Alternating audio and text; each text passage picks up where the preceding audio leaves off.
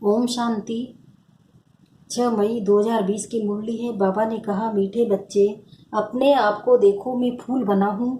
देह अहंकार में आकर कांटा तो नहीं बनता हूँ। बाप आया है तुम्हें कांटे से फूल बनाने। प्रश्न है, किस निश्चय के आधार पर बाप से अटूट प्यार रह सकता है? उत्तर, पहले अपने को आत्मा निश्चय करो तो बाप से प्यार रहेगा। ये भी अटूट निश्चय चाहिए कि निराकार बाप इस भागीरथ पर विराजमान है। वह हमें अने इनके द्वारा पढ़ा रहे हैं। जब ये निश्चय टूटता है तो प्यार कम हो जाता है। ओम शांति। कांटे से फूल बनाने वाले भगवान वाचे अथवा बागवान भगवान वाचे बच्चे जानते हैं कि यहाँ कांटे से फूल बनने के लिए आए हैं। हर एक समझते हैं पहले हम कांटे थे, अब फूल बन रहे हैं। बाप की महिमा तो बहुत करते हैं। पतित पावन आओ, वो खिवैया है, बागवान है, पाप कटेश्वर है। बहुत ही नाम कहते हैं परंतु चित्र सब जगह एक ही है। उनकी महिमा भी गाते हैं। हे ज्ञान का सागर, सुख का सागर, अभी तुम जानते हो हम उस एक बाप के पास बैठे हैं। कांटे रूपी मनुष्य से अभी हम फूल रूपी देवता बनने आए हैं। यह एम ऑब्जेक्ट है। अब हर एक को अपने दिल में देखना है। हमारे में देवी गुण है। मैं सर्वगुण संपन्न हूँ। आगे तो देवताओं की महिमा गाते थे, अपने को कांटे समझते थे। हम निर्गुण हारे में कोई गुण नहीं, क्योंकि 5 विकार है। देह अभिमान भी बहुत कड़ा है। अपने को आत्मा समझे तो बाप के साथ भी बहुत प्यार रहे। अभी तुम जानते हो निराकार बाप इस रथ पर विराजमान है।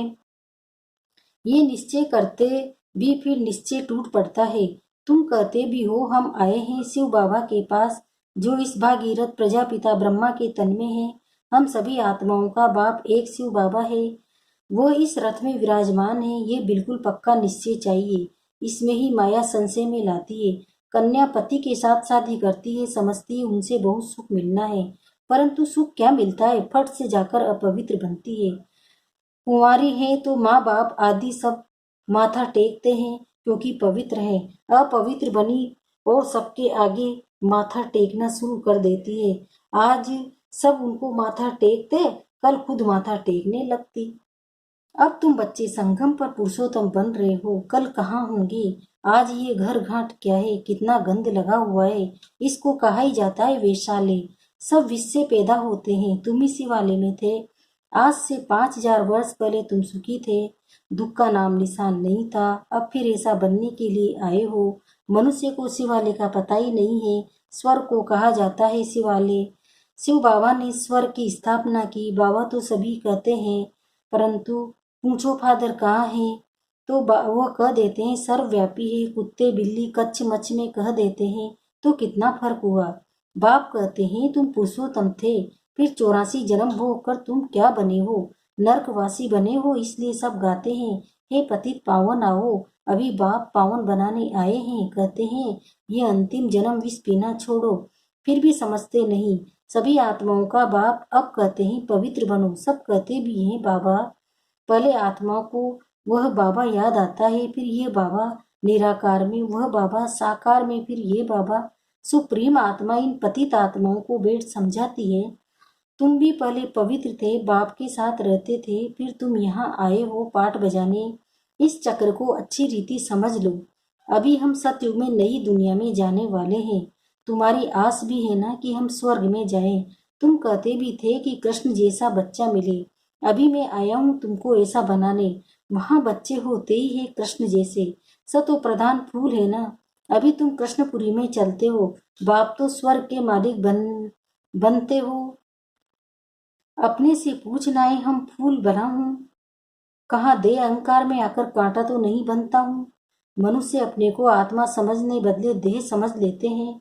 आत्मा को भूलने से बाप को भी भूल गए हैं। बाप द्वारा ही जानने से बाप का वर्षा मिलता है। बेहद के बाप से वर्षा तो सभी को मिलता है। एक भी नहीं रहता जिसको वर्षा न मिले।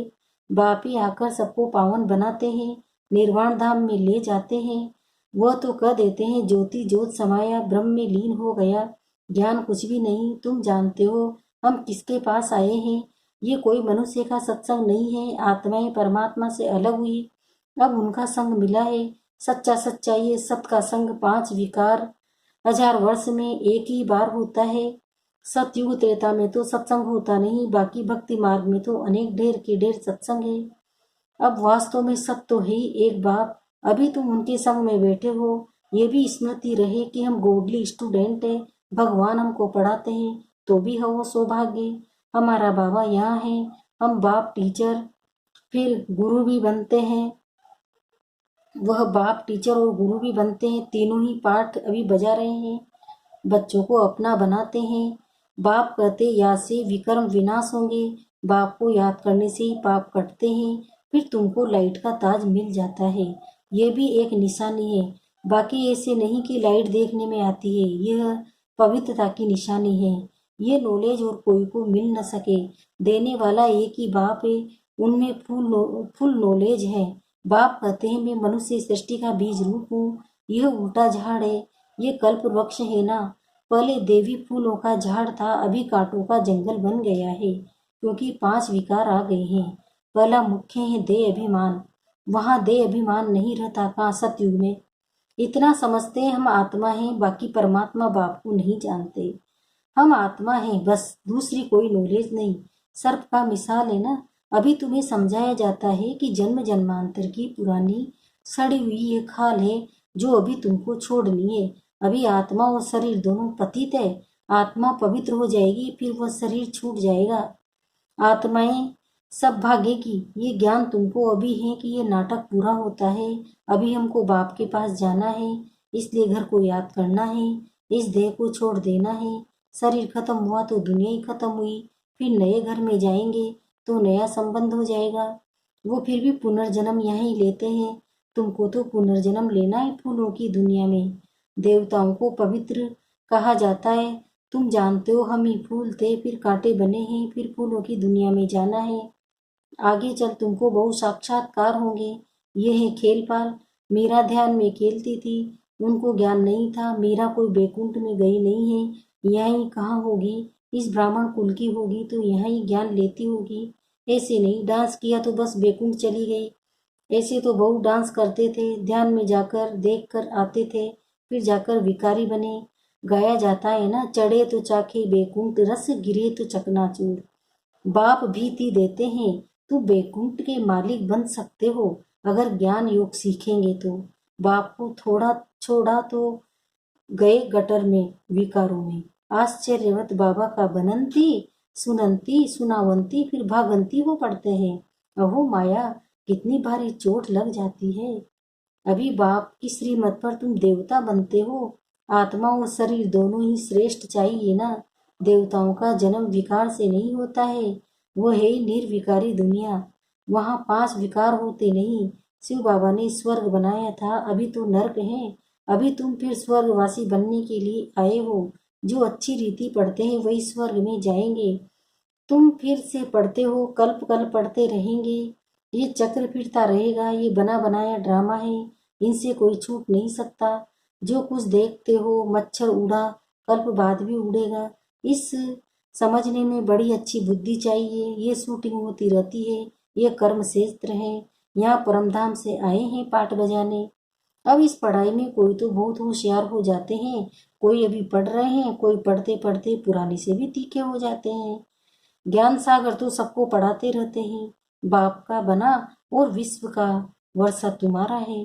हाँ, तुम्हारी आत्मा जो पति थे उनको पावन जरूर बनना है। उसके लिए सहज से सहज तरीका है, बेहद के बाप को याद करते रहो तो तुम ये बन जाएंगे। तुम बच्चों को इस पुरानी दुनिया से वैराग्य आना चाहिए। बाकी मुक्ति धाम जीवन मुक्ति धाम है, और किसी को भी याद नहीं करते सिवाय एक के। सवेरे सवेरे उठकर अभ्यास करना है कि हम अशरीरी आए हैं, अशरीरी जाना है, फिर कोई भी देहधारी को हम याद क्यों करें। सवेरे अमृत वेले उठकर अपने से ऐसी ऐसी बातें करनी है। सवेरे को अमृत वेला कहा जाता है। ज्ञान अमृत है ज्ञान सागर के पास। तो ज्ञान सागर कहते हैं सवेरे का टाइम बहुत अच्छा है। सवेरे उठकर बहुत प्रेम से बाप को याद करो। बाबा, आप 5000 वर्ष के बाद फिर मिले हो। अब बाप कहते हैं मुझे याद करो तो पाप कट जाएंगे। श्रीमत पर चलना है, सतो प्रधान जरूर बनना है। बाप को याद करने की आदत पड़ जाएगी तो खुशी में बैठे रहेंगे। शरीर का भान टूटता जाएगा, फिर देह का भान नहीं रहेगा, खुशी बहुत रहेगी। तुम उसी में थे जब पवित्र थे। तुम्हारी बुद्धि में ये सारा ज्ञान रहना चाहिए। पहले पहले जो आते हैं जरूर वो 84 जन्म लेते होंगे। फिर चंद्रवंशी कुछ कम, इस्लामी उनसे कम। नंबरवार झाड़ की वृद्धि होती है ना। मुख्य है डीटी धर्म, फिर उनसे 3 धर्म निकलते हैं, फिर टाल टारियां निकलती है। अभी तुम ड्रामा को जानते हो। ये ड्रामा जू मुसल बहुत धीरे धीरे फिरता रहता है। सेकंड बाई सेकंड टिक टिक चलती रहती है। इसलिए गाया जाता है सेकंड में जीवन मुक्ति।